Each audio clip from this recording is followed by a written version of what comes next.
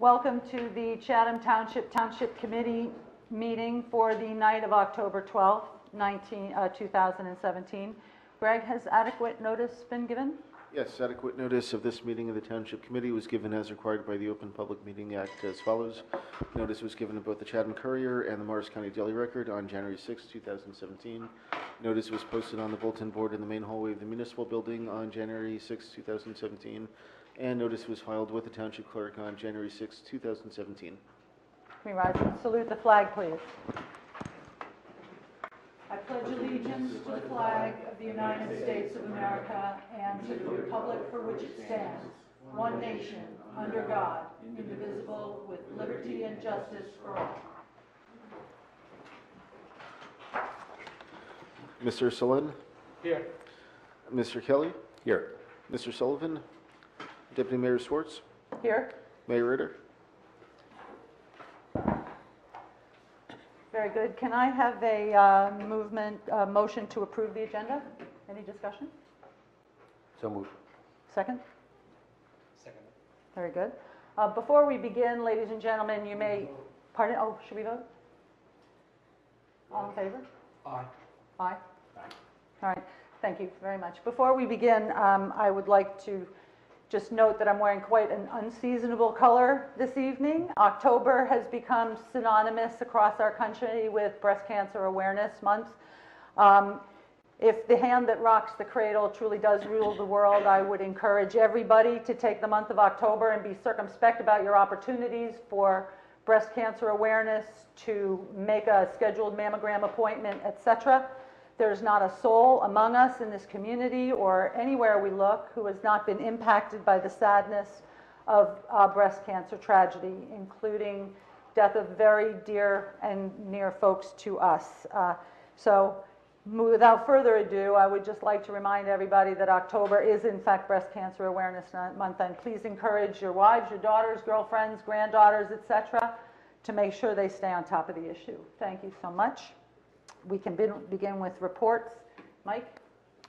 Thank you.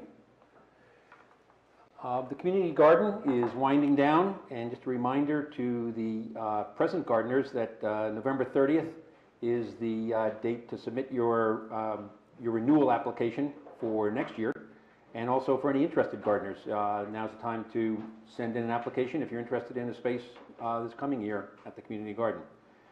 There's also a vacancy on the Community Garden Committee, so if anyone is interested in helping to organize and manage the garden activities, please log on to the Chatham Township website and fill in one of the volunteer application forms. We'd love to have the help. The Open Space Committee, the Hillside Avenue Trail, it's a great time of year to take a walk on that trail if you haven't already.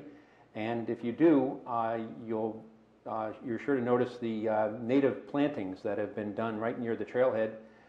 Those are courtesy of Marie Fields, who's working on her Girl Scout Gold Award with her help and supervision of her mother, Adriana. So again, please enjoy the path, which is being nicely maintained by our DPW people, and also enjoy the native plants right there at the trailhead. Also, the Municipal Alliance is entering a particularly busy season. If you've been probably seen the headlines in the paper that the number of deaths statewide this past year due to heroin and fentanyl, basically opioid deaths, is 1,900. And the Municipal Alliance, which works to increase awareness on drug and alcohol abuse, is really going into high gear. They've been at the Farmers Market, they've been at Bottle Hill Day, they've been at the Suicide Prevention Walk, handing out leaflets and information. They are working on a program for middle school students and high school students that which will be I think something new and something interesting. So they're working on the details of that. And they're also working on the details of some speakers to come in for a speaking series as the year goes on. So as those are lined up, I'm sure we'll have the details, but they're working very hard on all those fronts. Very good. That's it. Thank you. Mike. No reports. All right.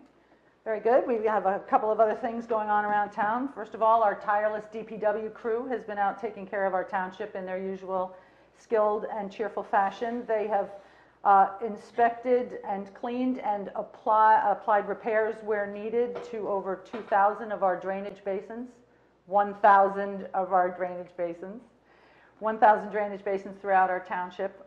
Certainly, if you notice any issues, we're always encouraging you to call our Department of Public Works if you have any issues with the storm drains in your neighborhood. The skate park remains closed as we wait for material that's been ordered from South Dakota to arrive. We need some additional repairs, and right now it wouldn't pass muster in safety restrictions, so it's not going to be open until the repairs can be made.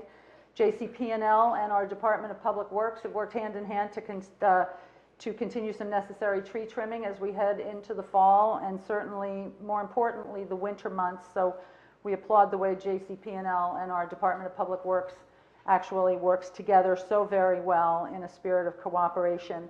The new compactor is entering its second week down at our Tanglewood recycling facility. Once again, we ask our regular visitors to be patient as we get into a regular rhythm down there. This may be a busier week because it's a week, of course, where we don't have curbside collection. So we ask everybody to take a look around and be patient with your neighbors and see how really interesting and cool the new trash compactor is. Our DPW finished a recent online auction for some of our unused materials and equipment and netted $6,500, we're happy to say. Very interesting thing, and we are just down to about the bare bones of everything that went on auction for sale, maybe one or two items that have yet to be collected. I think everybody is aware by now, if you're paying attention to our local community, that this is the middle of Fire Prevention Week. We kicked it off with a great open house at Green Village Fire Department over the weekend. And it's not necessarily just Fire Prevention Week, it's having an action plan for getting out of your house. It's having an action plan for making sure your batteries and your smoke detectors are all replaced, having a place to meet in the event that a tragedy does occur in your home. So it's not necessarily fire prevention in and of itself, but also fire safety and having a plan for your home. Once again, Chief is going to talk about a couple of other things throughout the community when he comes to make his report, but I would encourage everybody to visit the Chatham Township webpage and sign up, if you haven't already, for Alert Chatham Now. If you scroll to the bottom, you'll see a red button that says Community Alerts. Please click on that button and make sure that your information is up to date so you can receive alerts such as criminal activity, perhaps the cars being stolen, also road closures and things like that that are important. Our Chatham seniors want to announce once again that the 21st, Saturday the 21st, is their semi-annual shred event. It will be between 9 and noon at Lafayette Avenue School. It's a great fundraiser, but also a terrific way of getting rid of some of those unwanted things safely and securely. Last but not least, I would like to commend our Farm to School Committee, which has been in action for a number of years. The Department of Agriculture recently sent representatives to Lafayette Avenue School and Chatham High School as part of the Jersey Fresh Farm to School Week, and recognized both Lafayette Avenue School and Chatham High School for work that puts us towards sustainable Jersey. It's an interesting accomplishment because it really does get our young people involved in the idea of local fruits and vegetables, food gardening themselves, and how it actually does impact our daily routine. So that's what I have. Next up, John. Thank you so much. Thank you. Only project to report is the Woodland Pathway. It is nearing completion. There are 3 utility poles that still need to be moved, so they're not intended to be in the middle of the path. They will be moved, 2 of which the JCP&L should be removing any day. The 3rd pole, they still need to get back to me because it's a little bit more complicated, but they are scheduled to be relocated. Also, just want to note the crosswalk to nowhere was not my idea. It was required by the NJDOT as part of the grant. I fought tooth and Canal to try to get them to agree to stop the path and actually turn it towards Treadwell and not put in that crosswalk. But what you will see when the project is done, there will be a crosswalk to nowhere into a little cubby hole, and that was required by the DOT. So just FYI. So that's all I have. Very good, thank you. Tom? I just want to comment on a couple of the items that are on the consent agenda, so that when we get there, everybody will be up to speed. First, Resolution 179 is the resolution authorizing the submission of our newest NJDOT grant application. In the resolution, you'll see the streets that the township engineer has recommended, and he and I consulted and agreed. It basically is a significant portion of Stonewick and the neighborhood adjacent to Mountain View, so Cedar Lane, Woodlawn, Long Hill Lane, Long Hill Road. That's what we're going to seek DOT funding for. We have not finalized our plans and recommendations for the 2018 capital improvement portion of the budget. That will include more paving. As you know, we were able to accelerate the schedule this year due to the really attractive prices on paving. If those prices hold, we'll probably look to again do more than a normal year in 2018. We are at least initially looking at the Sandy Hill, Oak Hill neighborhood, as well as Bridge Street, which is a short segment, but it is deteriorating at this point, so we're going to be looking at finalizing the plans for next year. The next two items have to do with the Municipal Alliance Committee. Mike just made mention that they are now entering a busy part of their year. Part of the reason is that their budget cycle was changed. If you remember, we go through this now every year. The state funding, some of the funding for the MAC was switched to the state fiscal year, and some of it is still on the calendar year, which is what we are on. So there's a lag in the crossover between when the grant gets approved and when it gets inserted into the budget so that it can actually be spent. And although we received the notice of the award some time ago, we've learned from experience not to appropriate it until we actually have signed contracts from the county, because that's another part of that whole process. So now that all the paperwork is in place and to the satisfaction of our CFO, we're ready to have you do the resolutions that now insert the revenue with the offsetting appropriation for this year, and that's what those two resolutions do. And then the last one is it was a late minute addition this afternoon. You'll recall that last summer in 2016, you referred to the planning board for study the question of whether or not the skate park property, which is zoned for affordable housing, would qualify as an area in need of redevelopment. And the planning board undertook that study and completed it, and in fact passed on a resolution, I guess a couple of months ago, probably June, I'm going to guess, that actually did make the recommendation for the Township Committee to designate that an area in need of redevelopment. I guess with the summer schedule and short, one meeting a month and whatever, it kind of fell through the cracks as far as the Township Committee taking formal action to accept that recommendation.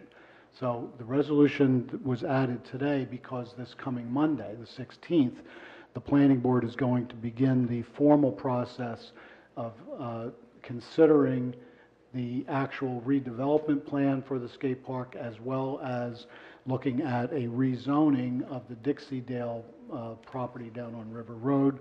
Those two things go hand in hand, but really it's a prerequisite, I think, for the Planning Board to be able to move forward is for the Township Committee to take this step of formally accepting the board's recommendation relative to the skate park property. Okay, so that, I apologize that it popped up late. It was kind of caught by Steve Warner, the planning board attorney, who was preparing for Monday night's meeting and asked Greg for a copy of the resolution that had accepted the recommendation, and we realized at that point that it had not been done. So I apologize for the lateness of adding it to the agenda this afternoon, but and hopefully that sets the groundwork for you.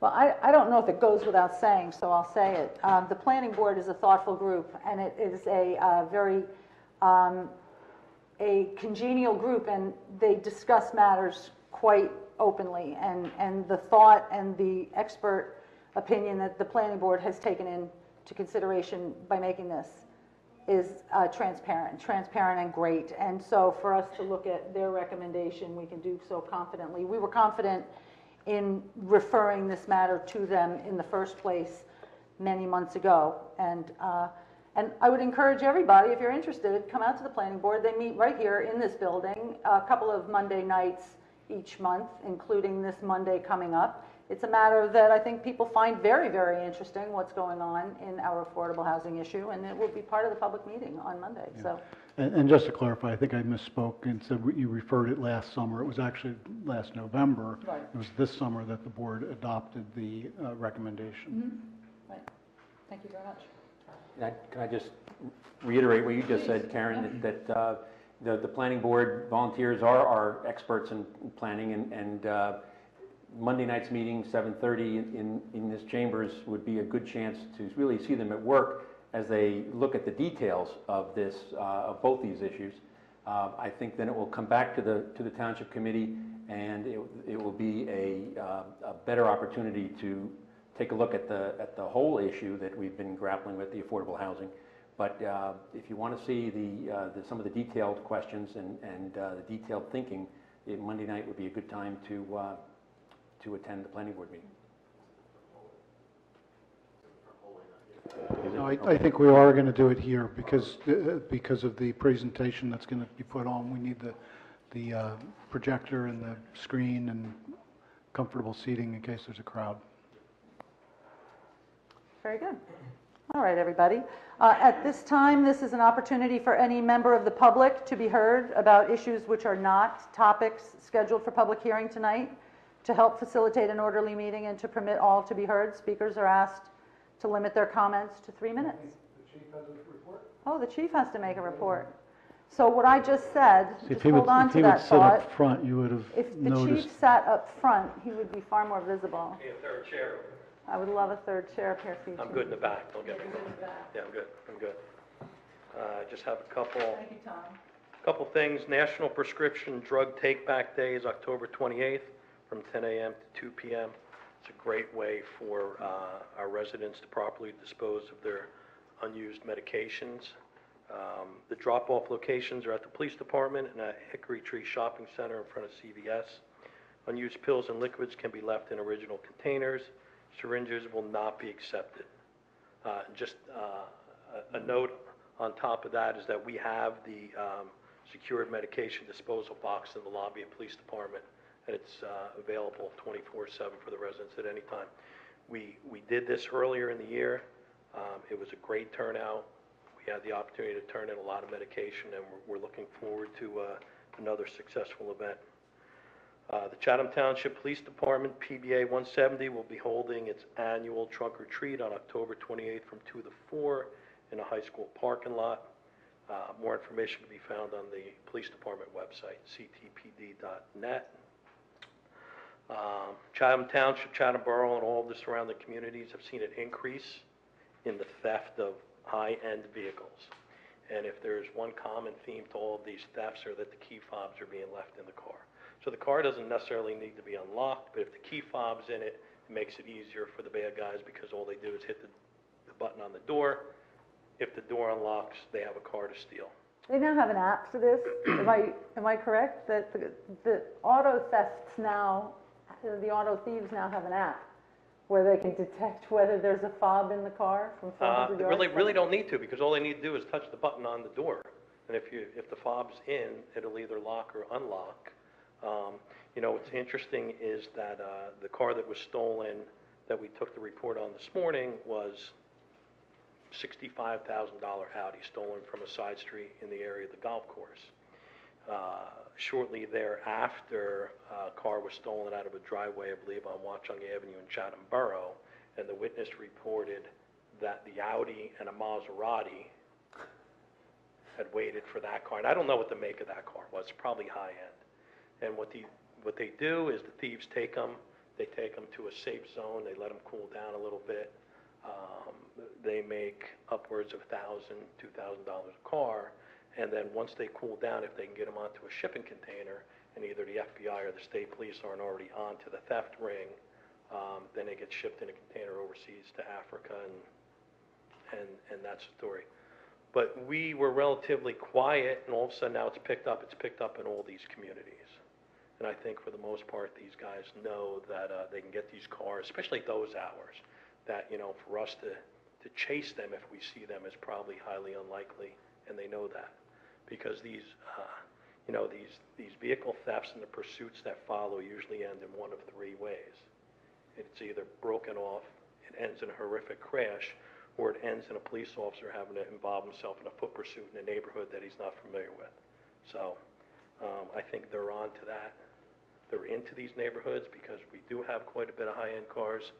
Residents are continuing to leave their fobs in the car, continuing to leave their cars unlocked, and it makes a prime location for them to come and steal them. So once again, I stand here asking, just lock your doors, take the fob out. Not only will you not be a victim of car theft, but a car burglary as well. These thieves do not want to bring attention to themselves in the early morning hours by breaking a window to get into a car. They're doing the same things, just pulling the doorknob. If the car's unlocked, they have the cover of darkness to do their crime. So we had a car burglary over the weekend on Dale Drive. We had the car theft either on Woodmont or Southward Court. So the thieves have found us once again. So we need to lock the car doors and take the valuables, and, you know, don't leave the valuables. Don't leave the valuables in plain sight. And the last thing, the Myersville Road project is completed. I want to personally thank all the residents that live along Myersville Road for their patience and cooperation. It went relatively smoothly, and until the next big project, I guess. But that's it for my report. Chief, I got a compliment recently from a neighbor who lives along a thoroughfare regarding just having a squad car parked there. It's a neighborhood around one of our schools where they have complained about speeding for parents rushing around and getting their kids to school on time. And just the presence of a squad car was enough to be a traffic calming measure in that neighborhood. I think that we have to obviously take the matter very seriously, and we appreciate your being proactive. I personally have spoken with Tom Miller, with Darren Groh, the principal of the high school, talking about safety, pedestrian safety, auto safety, you know, people being more aware. So I did receive a compliment from a neighbor saying, thank you very much for that. You know, on that note, when we do get a complaint for a neighborhood, we do create a selective enforcement detail for that neighborhood. We do go in, and looking at the numbers from last year to this year, the amount of car stops that we've made are so increased this year compared to last year in response to these complaints. Summonses aren't necessarily as high as they probably could be, but, you know, we like to take that educational approach first. And we don't want to have to write everyone a summons for every violation, but, you know, somewhere along the line, our hands are going to be forced, and we're going to have to get away from the educational aspect and go with the enforcement aspect. So, you know, we ask for voluntary compliance for all our traffic laws because nobody wants that speeding violation on their driver's license, because we all know with that comes insurance increase. But, you know, we don't want to have our hands forced, and, you know, I like to think for the most part the educational approach is working somewhat. As far as the drug buyback, I would really encourage everybody to look into the medicine cabinet for the last time your child had their wisdom teeth out and didn't finish the Percocets, because, you know, we fill these prescriptions just in case, and then they lie around the house. It's not right to flush them down the toilet. You can't throw them out in the garbage, and the next thing you know, somebody wandering through the house is checking in your medicine cabinet. Strange things happen when you have friends and neighbors and people over, and yeah, you know, you would be surprised, you know, how many of these addictions start with simple things like painkillers, like Percocet. You know, someone close to me recently had an operation, had the ability to take the Percocet, and I encouraged her not to take the Percocet for that reason, because you never know where that's going to lead. Not to say that everyone who takes a Percocet is going to move on to work, harder drugs, but, it can certainly be a gateway to a bigger problem. And if people think that we're isolated here from the opioid epidemic, we had a heroin overdose that led to a death in a not too distant past. So, we're affected by it here too. We don't see it in great numbers, but, it's here. So, if we can start by taking those prescription medications, keeping them out of the wrong hands, and simply putting them into a box, letting us dispose of them, it's a great start, and we're certainly better off for it. Okay? Good. Okay. So need I reiterate the opportunity for any member of the public to speak about issues that are not on the agenda? Please feel free to come forward. Okay, thank you. And seeing none, we'll move along with our business. First up is the introduction of ordinances. We have ordinance 2017-13, road opening permits. Ordinance of the Township of Chatham, County of Morris, repealing Chapter 19 of the revised general ordinances of the Township of Chatham, titled Streets and Sidewalks, and replacing with a new Chapter 19, also titled Streets and Sidewalks, to regulate road opening permits. This is an introduction of the ordinance. Do I have a motion to introduce? I make a motion to introduce. All right, thank you. A second? Second. Mr. Selin? Yes. Mr. Kelly? Yes. Deputy Mayor Schwartz? Yes, Public hearing on October 26. very good. Thank you. Next up, we have ordinance number 2017-14, accepting deed of conservation easement for 43 Susan Drive. This resolution of the Township Committee of the Township of Chatham, I'm getting to it. Pardon me? Ordinance, yeah, I was looking at the wrong thing. Ordinance of the Township of Chatham, County of Morris, State of New Jersey, accepting deed of conservation easement for Block 20, Lot 15, 43 Susan Drive. Do I have a motion to introduce this ordinance? I make a motion to introduce this ordinance. Do I have a second? Second. Mr. Selin? Yes. Mr. Kelly? Yes. Deputy Mayor Schwartz? Yes. Public hearing October 26. All righty. And we'll move on to the consent agenda. Greg, would you read the consent agenda for us? We have resolution. Madam Mayor, can we just separate out that last one, number 8, and vote on that separately? Sure, we can vote on that separately, I imagine. Can we do that, Greg? Yes, we can. Great. Okay, resolution 2017-176, payment of bills, 2017-177, approving meeting minutes, 2017-178, approving executive session minutes, 2017-179, authorizing submission of NJ DOT grant application, 2017-180, amending 2017 budget for the Municipal Alliance Dieter grant, 2017-181, amending 2017 budget Municipal Alliance supplemental grant, 2017-182, settling Mala tax appeal. Very good. Do I have a motion to approve the consent agenda? I make a motion to approve the consent agenda. And a second? Second. Very good. Mr. Selin? Yes. Mr. Kelly? Yes. And Deputy Mayor Schwartz? Yes. So as pertaining to Resolution 2017-183, is there any further discussion? Or, No discussion, just thought it deserved its own special, individualized treatment there. very good, I'll ask for a motion to accept. So moved. Yes. Mr. Selin? Yes. Mr. Kelly? Yes. Deputy Mayor Schwartz? Yes. Thank you, Mike. At this time, we have discussion of possible ordinances or resolutions? We have no discussion items. No discussion We have the items. hearing of citizens. Yep. And Um, at this point in time, this is an opportunity for any member of the public to be heard about issues of any sort. To help facilitate this orderly meeting, we wish to permit all to be heard, and speakers are asked to limit their comments to 3 minutes.